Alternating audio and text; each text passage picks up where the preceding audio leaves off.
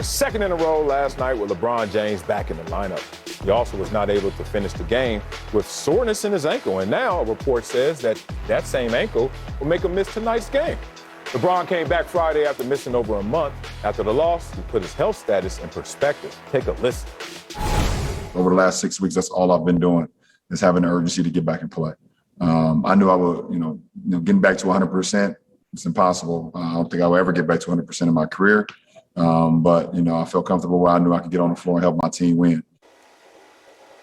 Got to bring in Fox NBA analyst Ric Bucher. But Acho, why would LeBron say he'll never get back to 100% in his career? Fellas, let's get smart. Again, every now and then I realize why I wasted 4 years of my life getting my degree in sports psychology.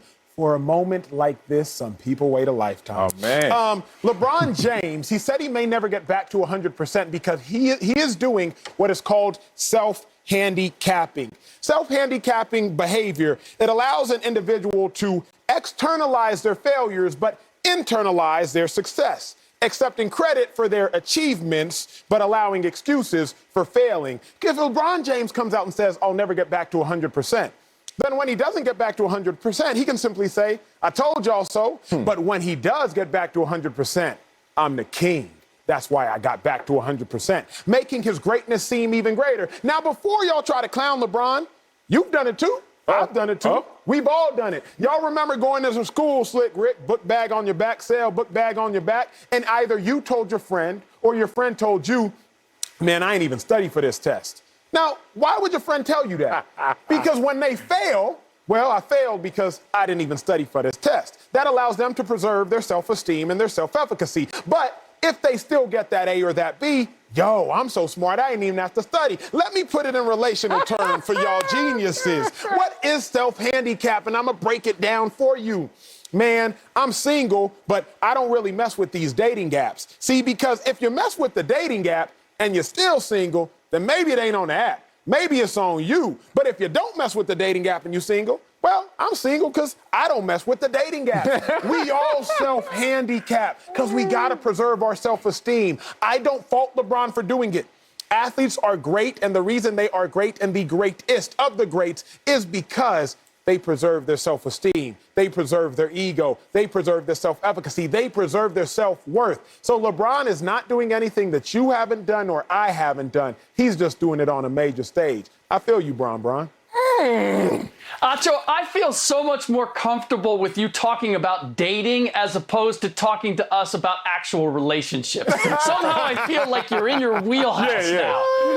You are absolutely right when it comes to what LeBron is doing. He is lowering expectations, i.e. reducing pressure, i.e. creating an excuse if this doesn't go the way that he hopes it will. Now, Lakers fans, relax, because we've actually seen him do this before, and it turned out fine. It was just last year, going into the bubble. LeBron James was saying, I don't even know if I want to play. I don't think it's a good idea. Even halfway into the bubble, he's like, you know what? Let's just walk out of here. Let's shut this down. And how did that ultimately turn out? So I believe that this is part of LeBron's MO, in which he likes to scale things down, ratchet it down, be the underdog.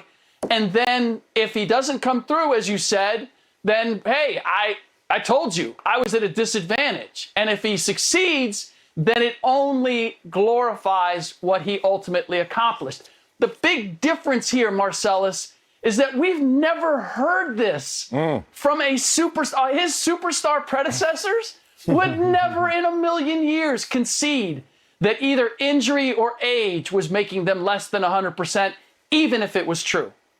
Interesting here. I want to add to what you guys are saying, because the core of what you're saying is absolutely correct. I do have a little pushback. This is an interesting take that we're professing right here, because we saw something interesting from LeBron. Like, we saw a guy who's obviously at the latter stages of his career. And right now, I think that he's doing something that we have seen before. If you want to talk about it, Rick. Look, one of my favorite movies is Baby Boy. Y'all know me, guns and butter. All right, we're going to talk about what LeBron James is doing right now. Gaming and framing. This is what he's trying to do. He's trying to frame our expectations, frame our mindset to look at LeBron James at the latter stages of his career differently than we looked at him in totality of his career. As I would like to say, he's laying down a mattress so he could softly land at the end of his career. We didn't see it as much with Michael Jordan, in part because we didn't see as much of Michael Jordan. We didn't have social media. But Michael Jordan did it. He retired once, retired twice, and then went to a different team and expectations was lower. So he didn't even have to say it. We did it for him. We did all the work. I want to bring up, in respect to the dead, rest in peace, Kobe Bryant, but I witnessed this and discussed this with Kobe Bryant his last year. Kobe Bryant went from being the Black Mamba, maniacal, to looking at his teammates on the sidelines, even when they laugh sometimes and scolding them, to his last year, taking selfies with fans during the game, signing sneakers everywhere, and then it turned into other things in terms of making him look like a warmer personality because it was coming to an end. Different way, same thing. Let's get to LeBron, though. LeBron is doing this with a greater manipulation than Acho is leading on. Like, Acho is making it sound a little altruistic. Like, oh, LeBron is from a good place. We all do it. We all don't do it. I know I don't do it, and I'm going to tell you why I don't do it. Here's Acho. Example. I need to see Acho's face. I don't want to see LeBron dribble the ball and pass the ball to headband, man. I need to see Acho. Acho will do this every other show. Hey, Sel, what we doing? What's the next topic? Oh, man, I ain't got that much on that one, but let's get into it, Wiley. And then he comes out and says something like he just did in this topic, blows our minds, and we're sitting there like, and I'm sitting there like, bruh, I'm glad I don't take cues from you. I'm preparing to the fullest. I ain't preparing for lower Acho, more Acho. I'm preparing for all of Wiley. That's all I got. So here's the funny thing about it. When you look at these situations, my coach used to talk about harmless hazards. Harmless hazards. It's still bad, but you try to act like it's all good. LeBron trying to say right now in a sport that we all know no player is 100%. No player walks on that court and says everything feels great. But LeBron James wants to highlight that so that we take that and run with it like we did with Michael Jordan at the end of his career. It's not going to work this time, Bron. You know why? We can see it coming. We've seen countless examples of guys trying to lay that soft mattress down, think that everybody's not looking anymore, expectations drop. Then you just sit there like the old man who loosens up his belt. Thinking nobody in the room, you just let one go. Like you just the old man right now trying to act like we ain't there. Nothing is off record these days with these superstars and greatness. So LeBron, I know you're trying to act like this is a harmless hazard playing basketball when you're 36, but it comes with the territory. But Sal, the only reason I don't think Bron is trying to do anything extra sly, anything with some extra motivation is because, Slick, I was going back this weekend and I was looking at some of the numbers. LeBron statistically isn't truly on a decline. He's playing 5 minutes less a game than he usually plays this year, 33 minutes a game. His career he plays 38 minutes a game. But LeBron averages more rebounds this year than he averages over the course of his career, 7.9 to 7.4.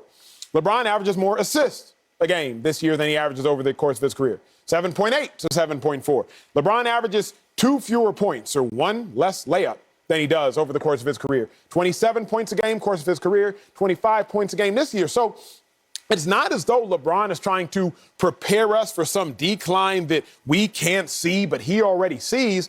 LeBron statistically isn't actually declining. He's doing more in less minutes. I think LeBron is just honestly like, I don't feel good.